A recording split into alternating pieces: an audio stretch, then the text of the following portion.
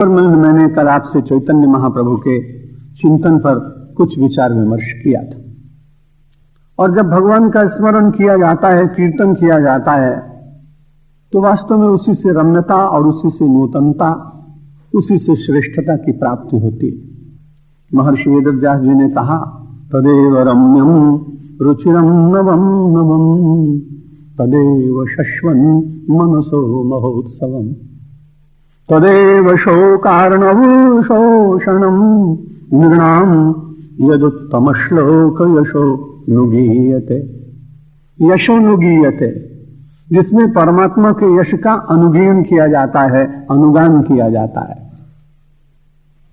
भगवान ने एक बार अर्जुन से कहा कि मैं तुमको सच कहता हूं, मैं उन लोगों के पास बहुत निकट होता हूं। गायन्ति मम नामानि विचरेत मम सन्निधौ इति ब्रवीते सत्यम तस्याहम चार्जुन। हे अर्जुन, मैं उन लोगों के पास बहुत निकट होता हूं जो लोग मेरा नाम गाते हैं, कीर्तन मेरा करते हैं। गीत्वा च मम नामानि, लेकिन भगवान के कीर्तन करते करते गत्वा च मम सन्निधौ, और मेरे निकट में रहकर कीर्तन करते हैं। कई बार ऐसा होता है कि मेरा मुख कीर्तन करता है, मेरे हाथ की तालियां कीर्तन करती हैं, मेरे कभी कभी लोगों को देखकर पदचाप कीर्तन करने लगते हैं, लेकिन मेरा मन जो उस कीर्तन के साथ साथ प्रभु के निकट पहुंचना चाहिए वो नहीं पहुंच पाता है। कई बार तो धर्म के क्षेत्र में, क्षमा कीजिएगा, दिखावा बहुत आ जाता है। जब लोग कहें भाई इतना उन्मत्त होकर गा रहा था, इतना प्रेम से गा रहा था, कि कई बार तो उस व्यक्ति की ऐसी क्रियाएं होती हैं कि लोगों का ध्यान उस पर आकृष्ट हो जाता है। भगवान के ऊपर ध्यान आकृष्ट न होकर सम्मेलन में और उस बड़े उत्सव में किसी व्यक्ति पर अपना पूरा ध्यान केंद्रित हो जाए, तो जिस पर ध्यान केंद्रित करने के लिए हम एकत्र हुए हैं, फिर तो बड़ी कठिनाई होगी, लक्ष्य ही कहीं दूर चला जाएगा। इसलिए भगवान श्री कृष्ण ने अर्जुन से कहा कि जो लोग भगवान का नाम गाते हैं और गाते गाते मम सन्निधौ, उनकी दृष्टि रहती कि मैं उनके निकट पहुंचूं। परमात्मा के निकट जाने के ही तो ये सारे मार्ग हैं।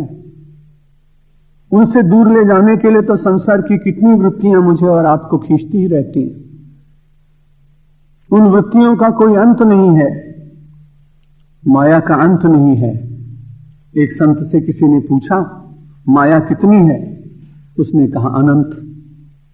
फिर उसने प्रश्न पूछा कि माया अनंत क्यों है? सरल संत ने कहा क्योंकि परमात्मा अनंत है, इसलिए उसकी बनाई हुई माया भी अनंत ही होगी ना। लेकिन उस अनंत परमात्मा को प्रसन्न करने के लिए थोड़ा माया से ऊपर उठने का प्रयत्न करना पड़ता है, और ये माया निश्चित रूप से वश में होती है। और उन लोगों को वश में न भी हो तो भी वो उस माया के वश में नहीं होते हैं। माया उनको पकड़ नहीं पाती है। आपको संभवतः कभी स्मरण हो, मैंने अपने पूर्व प्रवचन में कहा, एक बार एक मार्ग में जाते जाते अचानक देखा बहुत लोग एकत्र हुए। कुतूहल के कारण के झगड़ा तो हो नहीं रहा है, हल्ला भी नहीं मच रहा है, महात्मा का प्रवचन भी नहीं है, तो इतने लोग खड़े क्यों चारों तरफ? तो स्वाभाविक रूप से कार से उतरकर 2 मिनट देखने का मन हुआ। तो मैंने देखा कि एक आदमी बिल्कुल अपने सर के ऊपर, तन के ऊपर चादर ढके हुए, और उसके बाद वो अपने व्यक्ति से, छोटा सा लड़का है 10-11 वर्ष का, और उससे कुछ प्रश्न कर रहा है और बार बार उससे कहता है कि जमूरे तू बताएगा?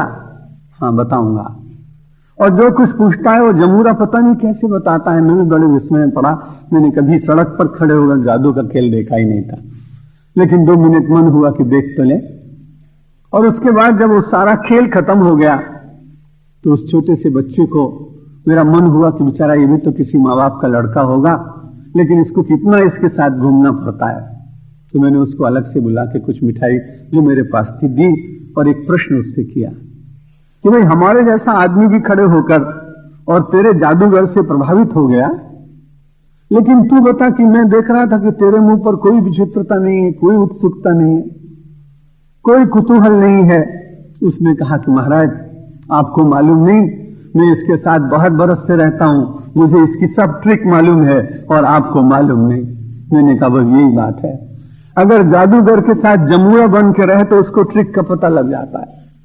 ये परमात्मा अनंत है और यदि इसके साथ आदमी रहे तो माया की ट्रिक का पता लग जाएगा। जैसे जमूरा प्रभावित नहीं होता वैसे आप भी प्रभावित नहीं हो। गोस्वामी तुलसीदास जी ने इसका समर्थन किया है कि नटकृत विकट कपट खगराया और नट सेव कहीं न जा पाई माया।